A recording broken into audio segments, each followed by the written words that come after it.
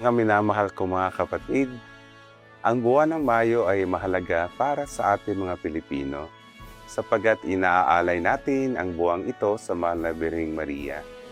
Sa panahong ito, puno ng dekorasyon na mabulaklak ang ating mga simbahan. Nagtitipon ang mga bata upang mag-aral ng katekesis at mag-alay ng bulaklak sa mahal na Birhen sa tradisyong ating tinatawag na Flores de Mayo. Sa buong buwang ito, pinarangalan natin ang babaeng pinili ng Diyos upang maging ina ng ating manunubos. Bilang inyong obispo at bilang isa ring anak ng mahal na Birhen, nais ko ring parangalan ng ating ina. Kaya naman, inaanyayahan ko kayong lahat na samahan ninyo ako sa ating sama-samang pagpupugay kay Maria bilang Reyna ng Langit at Lupa. Sa darating na ika-31 ng Mayo, sa ganap ng alas 4 ng hapon, aking puputungan ng maringal na korona ang imahe ng Our Lady of the Sacred Heart.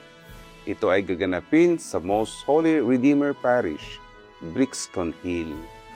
Ang koronasyong ito ay hindi lamang isang palabas na pagdiriwang, kundi pagpapahayag ng ating pananampalataya at pagmamahal kay Maria, na laging umaakay at namamagitan upang tayo'y mapalapit kay Jesus.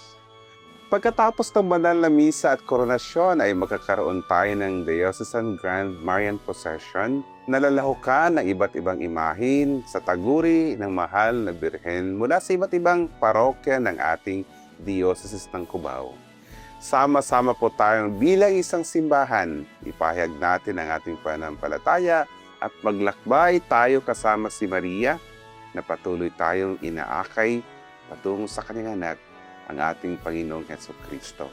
Ang inyong presensya ay magiging makabuluhang tanda ng pagkakaisa ng simbahan at sama-samang debosyon at nagpapakita ng ating pagiging isa bilang sambayanan ng Diyos sa Diocese ng Cubao.